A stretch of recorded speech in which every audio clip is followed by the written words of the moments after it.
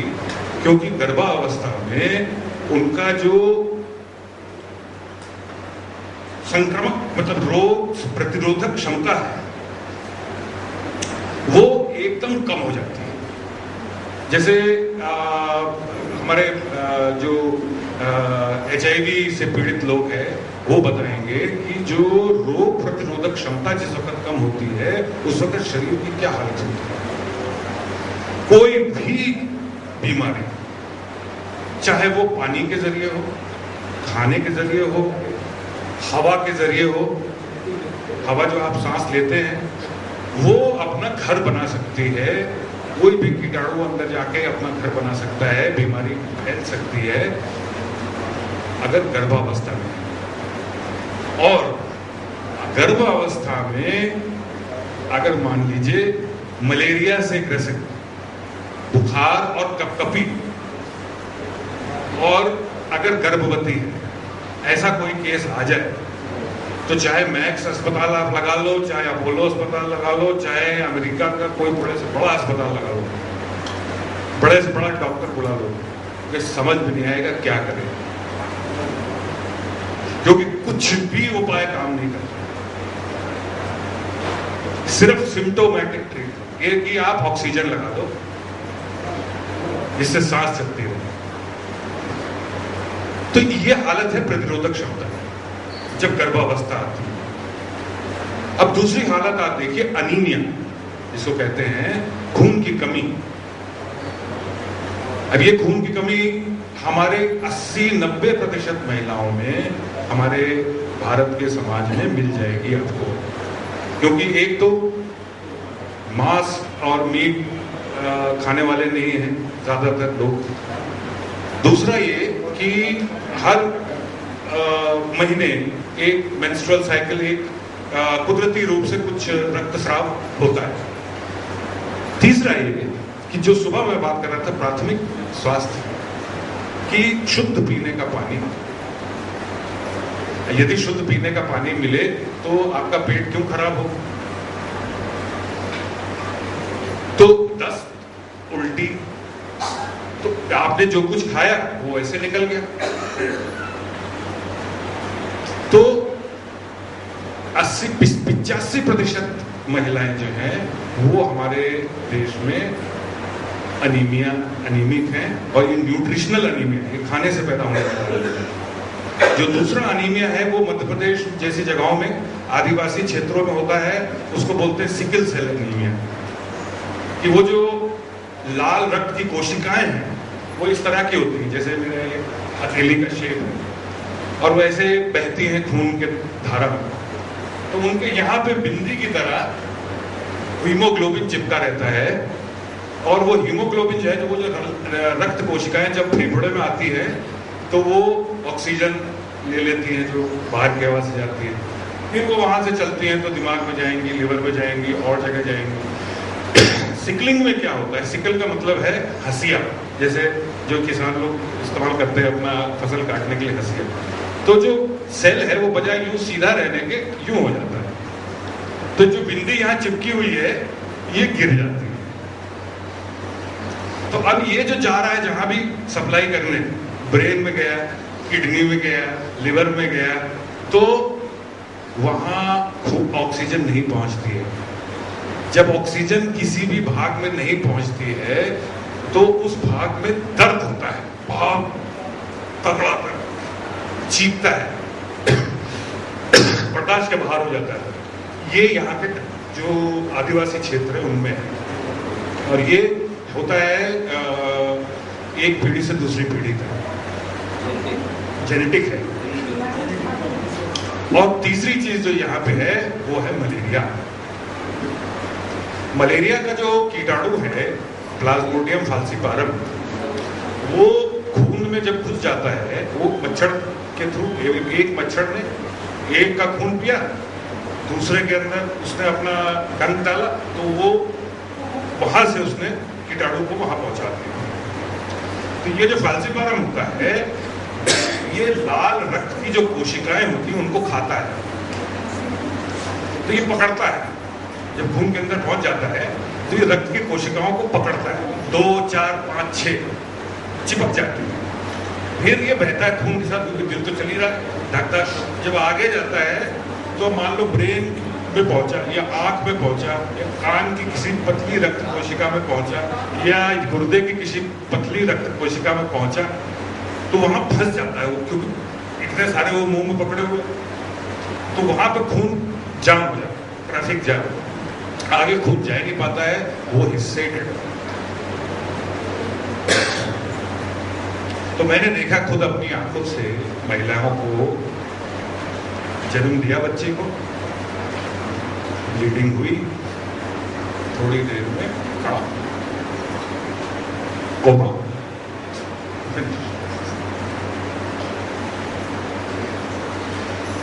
इसमें जो सरकार की योजनाएं हैं हर 5-5 साल पे जो बनती चली आई है, पिछले 3 दशक से मैं देख रहा हूं, वो अपने खुद के उद्देश्य, अपने खुद के बनाए हुए गोल अचीव नहीं कर पाती। जो सन 2000 तक वो 100 लाने वाले थे मातृ मृत्यु दर, वो कभी कहीं नहीं पहुंची। सन 2000 आया चला गया, सन 2013 चल रहा है। नेशनल रूरल हेल्थ मिशन, ग्रामीण स्वास्थ्य मिशन अभी पिछले साल खत्म हुआ है।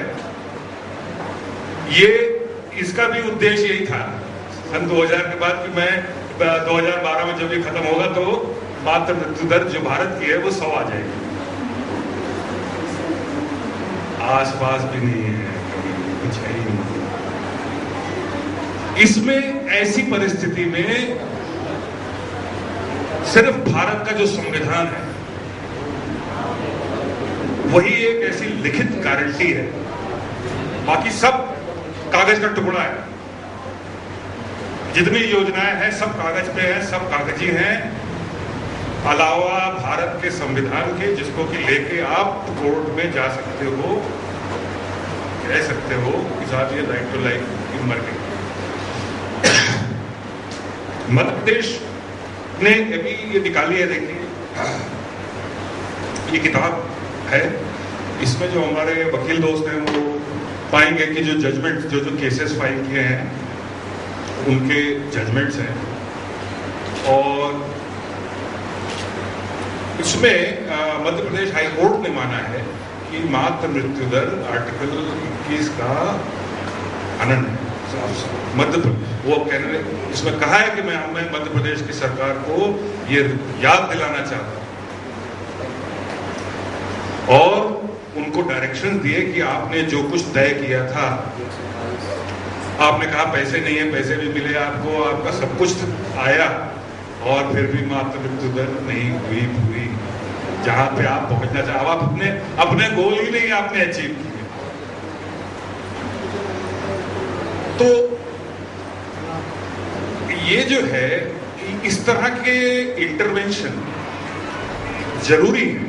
जन स्वास्थ्य में एक जन स्वास्थ्य अभियान चल रहा है देश में, जैसे कि हमारे डॉक्टर सुनीलम लैंड एक्विजिशन को लेके लगे हुए हैं एकदम एक मूवमेंट के तौर पर, उस तरह का बड़ा दुर्भाग्य है कि कोई मूवमेंट हेल्थ के लिए नहीं है उतना एग्रेसिव। माधवी बहन ने शुरू किया है और उसको हमको और आगे बढ़ाना चाहिए। तो कोर्ट के ऑर्डर आपके साथ हैं, जो जमीनी परिस्थितियां हैं वो साफ साफ बता रही है कि विस्थापन होने वाला है, लैंड एक्विजिशन होने वाला है, तो आपको घर से ही निकाल रहे हैं, घर ही उजाड़ रहे हैं। दूसरा ये कि महिला जो है उसको दिल्ली हाई कोर्ट ने भी प्राइमरी केयर गिवर माना है, और भारत सरकार को ये डायरेक्शन दिया कि एक स्कीम है उनकी, नेशनल फैमिली बेनिफिट स्कीम, उसमें यह था कि अगर एक परिवार का प्राइमरी ब्रेड विनर, रोटी कमाने वाला अगर मर जाता है तो उस परिवार को 10,000 रुपए दिया जाएगा। तो उसमें उसकी परिभाषा को उन्होंने चेंज किया। दिल्ली हाई कोर्ट ने कहा कि नहीं, इसको हम कहेंगे प्राइमरी केयर गिवर। इसका मतलब ये कि जितनी भी महिलाएं मरेंगी उस परिवार को 10,000 रुपए दिए।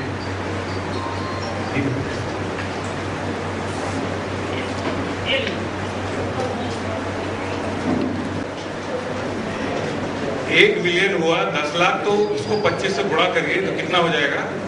250। हाँ, 250 हाँ बर्थ 1 साल में होती है हिंदुस्तान में। इसके मतलब हर बर्थ में 3 या 4 एंटीनेटल चेकअप जरूरी होते हैं। तो टिटनस का इंजेक्शन 3 बार लगेगा, 3 शॉट चाहिए वैक्सीन के, नहीं तो टिटनस से मर जाएगी। जब बच्चा पैदा हो जाता है उसके बाद बच्चे को BCG, MMR और ये 5-6 वैक्सीन हैं, तो 6 जानलेवा बीमारियों से बचाने के लिए। ये बहुत बड़ा मार्केट है, इसके ऊपर बड़ी बड़ी दवा कंपनियां नजर रखे हुए हैं, उन्होंने बेच दिया। और क्या बेचा? एक बहुत ही महंगा वैक्सीन जो कि पेंटावैक के नाम से पेंटावैलेंट वैक्सीन है, वो उन्होंने बेच दिया। और हर स्टेट, हर राज्य जो है भारत में, वो अलग से खरीदता है अपना, क्योंकि स्वास्थ्य जो है, जन स्वास्थ्य, वो स्टेट सब्जेक्ट है। वो हर राज्य की अपनी इच्छा है कि वो जो चाहे करे, जो स्टेट का लेजिस्लेचर है वो डिसाइड करे, जो स्टेट का स्वास्थ्य मंत्री वो डिसाइड करे। और फॉरेन डायरेक्ट इन्वेस्टमेंट इस वक्त सभी लोग मांग रहे हैं, क्योंकि सफेद गाड़ियां बेहतर चलनी है, तनख्वाहें देनी है, पूरा जो सरकारी अमला है वो चलना है। तो वर्ल्ड बैंक से लोग लोन ले रहे हैं, बड़े बड़े जो कॉरपोरेट्स हैं जैसे कि बिल गेट्स वगैरह, उनसे ये पैसे ले रहे हैं। और साथ में ये उस तरह के एग्रीमेंट्स कॉरपोरेशन के साथ कर रहे हैं जैसे कि वो चाहते हैं। अब बिल गेट्स ने डायरिया रोकने के लिए एक वैक्सीन यूपी में बेच दिया, सबको लगने के लिए, सारे बच्चों को, रोटा वायरस। दस्त कोई रोक सकता है वैक्सीन से? आप दूषित पानी पियोगे, वो जब तक वो शरीर जो है वो उसको तब तक आपको उल्टी और दस्त कराता रहेगा जब तक कि वो जो पदार्थ है वो निकल जाए। और उतनी देर में उसको, बच्चे को, आपको सिर्फ पानी पिलाते रहना है और थोड़ा उसमें नमक और चीनी डालना है, जिससे कि पानी शरीर के अंदर होते। लेकिन उसको वो वैक्सीन लगवा रहे हैं। कितने का है वो वैक्सीन? सस्ता नहीं सर, कम से कम 2,000 रुपए की कीमत है उसकी।